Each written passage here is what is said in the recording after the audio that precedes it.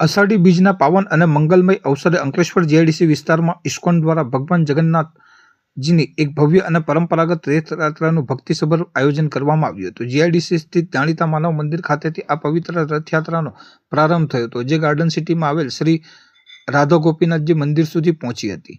આ મહોત્સવ દરમિયાન ભગવાન જગન્નાથ, તેમના મોટા ભાઈ બલરામ અને બહેન સુભદ્રાજી ભવ્ય અને આકર્ષક રીતે શણગારેલા દિવ્ય રથમાં બિરાજમાન થઈને નગર ચર્ચાએ નીકળ્યા હતા. રથયાત્રાના સમગ્ર માર્ગ દરમિયાન શ્રદ્ધાળુઓ દ્વારા જય જગન્નાથના ગગનભેદી નારા લગાવવામાં આવ્યા હતા, તેમજ ભજન, કીર્તન અને હરિનામ સંકીર્તનની રમઝટ બોલાવવામાં આવી હતી, જેના કારણે સમગ્ર ઔદ્યોગિક વસાહતનું વાતાવરણ પવિત્ર અને ભક્તિમય બની ગયું હતું. આ ભવ્ય રથયાત્રામાં ભક્તો અને સ્થાનિક મંડળો દ્વારા વિવિધ ધાર્મિક તેમજ સાંસ્કૃતિક કૃતિઓ પણ રજૂ કરવામાં આવી હતી, જે આકર્ષણનું કેન્દ્ર બની હતી. જીઆઈડીસીના વિવિધ રાજમાર્ગો અને વિસ્તારોમાં ફરીને આ રથયાત્રા ગાર્ડન સિટી ખાતેના શ્રી રાધા ગોપીનાથજી મંદિર ખાતે સંપન્ન થઈ હતી, જ્યાં ભગવાનની વિશેષ પૂજા અર્ચના, મહાઆરતી અને 56 ભોગ પ્રસાદ સાથે આ ધાર્મિક મહોત્સવનું ભવ્ય સમાપન કરવામાં આવ્યું હતું. આજે છઠ્ઠી વાર ઇસ્કોન અંકલેશ્વર દ્વારા સુંદર જગન્નાથ રથયાત્રાનું આયોજન કરવામાં આવેલું છે.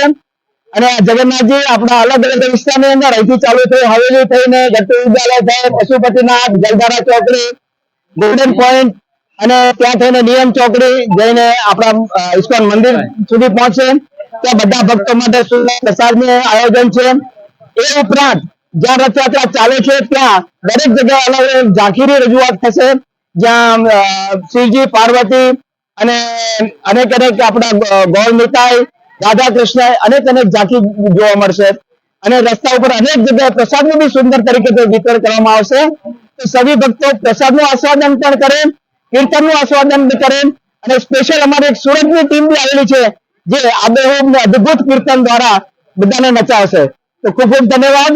બધા રથયાત્રામાં જોઈન થજો, પ્રસાદનું આસ્વાદન કરજો અને કીર્તન કરજો.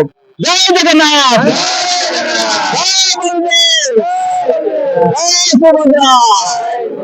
भक्तों के रक्षणा सुदर्शन की